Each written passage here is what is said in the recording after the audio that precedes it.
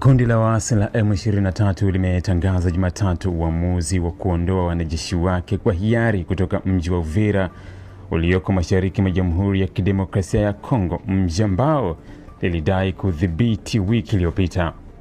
Hatua hiyo imetajwa kwa sehemu ya juhudi za kujenga uaminifu na kuunga mkono mchakato unaoendelea wa amani.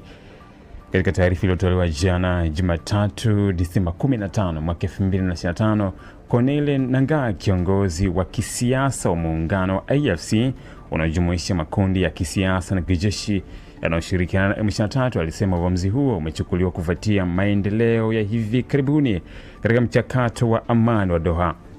Alieleza kuwa hatua hiyo inaendana na utekelezaji wa makubaliano ya mfumo wa amani wa Doha yaliyosainiwa mwezi Novemba. Kwa mujibu wa taarifa hiyo, M23 imeeleza nia yake ya kuchukua hatua za kujenga uaminifu peke yake